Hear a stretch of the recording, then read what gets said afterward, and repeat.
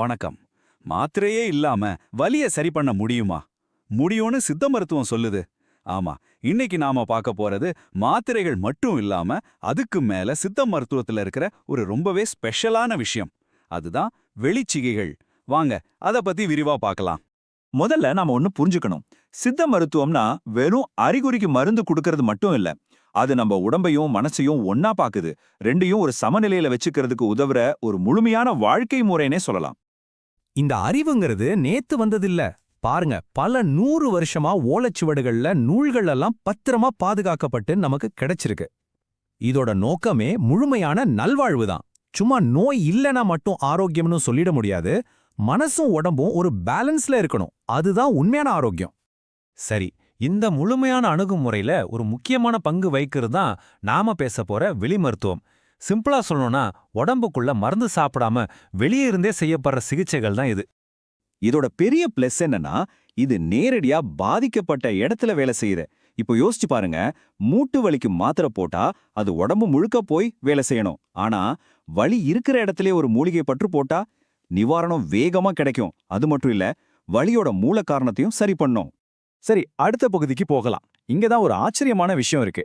இந்த சிகிச்சைகளோட எண்ணிக்கை 1-2 இல்ல. அது மட்டும் இல்லாம அதை எப்படி ஒரு முறையா வகைப்படுத்திருக்காங்கன்னு பாத்தீங்கன்னா அடேங்க அப்பான்னு இருக்கும். இது ஏதோ மேலோட்டமா சொல்லப்பட்ட விஷயம் இல்ல. ரொம்ப ஆழமான திட்டமிட்ட ஒரு மருத்துவ முறை. ஆமாங்க, 1-2 இல்ல, சரியா 32 வகையான வெளி மருத்துவ முறைகளை நம்ம சித்தர்கள் அடையாளம் காட்டியிருக்காங்க. கட்டு, பற்று, ஒற்றடம், பூச்சுன்னு போயிட்டே இருக்கு. பாருங்க, இதுல எல்லாத்தையும் நாம இப்ப பார்க்க முடியாது. ஆனா ஒரு சில உதாரணங்களை பார்த்தாலே புரியும். பற்றுனா மூலிகையை அரைச்சு பூசுறது. தொக்கணம்னா ஒரு விதமான மெடிக்கல் மசாஜ். யோசிச்சு பாருங்க, இது எவ்வளவு பெரிய ஒரு சிஸ்டம்னு. கலிக்கம் அன்னு கண்ணுக்கு போற சொட்டு மருந்துல இருந்து நசியம்னு மூக்கு வழியா மருந்து செலுத்துறது வரைக்கும், ஏன் அட்டை சிகிச்சைன்னு கெட்ட ரத்தத்தை நீக்கிறதுல இருந்து தேவைப்பட்ட அறுவை சிகிச்சை செய்யறது வரைக்கும் இதுல அடங்கும். இது வெறும் மூலிகை பற்று மட்டும் இல்ல, ஒரு கம்ப்ளீட் மெடிக்கல் சிஸ்டம்னு இப்போ உங்களுக்கு புரிஞ்சிருக்கும். சரி, இது நடைமுறையில எப்படி வேலை செய்யுதுன்னு இன்னும் கொஞ்சம் ஆழமா பார்க்கலாமா? சில உதாரணங்களை எடுத்து விரிவா பார்ப்போம். முதல்ல நாம பார்க்க போறது பற்று. இது ரொம்பவே பொதுவா பயன்படுத்தப்படுற ஒண்ணு. சில குறிப்பிட்ட மூலிகைகள் எடுத்து நல்லா அரைச்சு எங்க வலி இருக்கோ அந்த இடத்துல நேரடியா தடவ வேண்டியதுதான். அது காஞ்ச பிறகு உள்ள இருக்கிற வீக்கத்தையும் வலியையும் அப்படியே வெளியே எடுத்துடும்.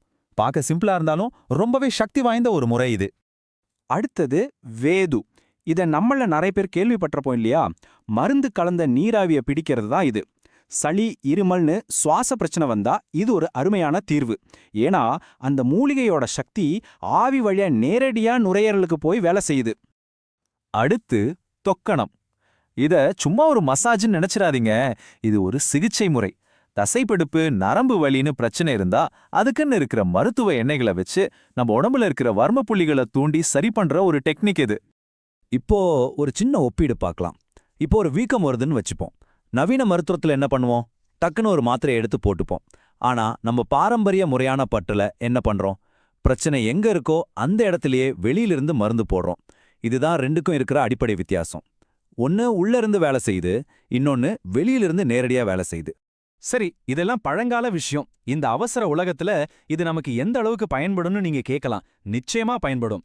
நாம டெய்லி சந்திக்கிற எத்தனையோ உடல்நல பிரச்சனைகளுக்கு இந்த வெளிச்சிகிச்சைகள் ரொம்ப சிம்பிளான, அதே சமயம் பக்க விளைவுகள் இல்லாத தீர்வுகளை கொடுக்குது.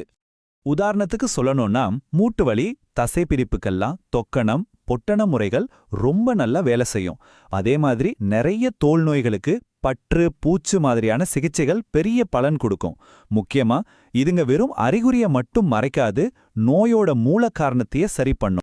சித்த மருத்துவம் என்பது மருந்து சீட்டுகள் மட்டுமல்ல, அது உடலின் முழுமையான நலனை நோக்கி செயல்படும் ஒரு முழுமையான சிகிச்சை முறையாகும்.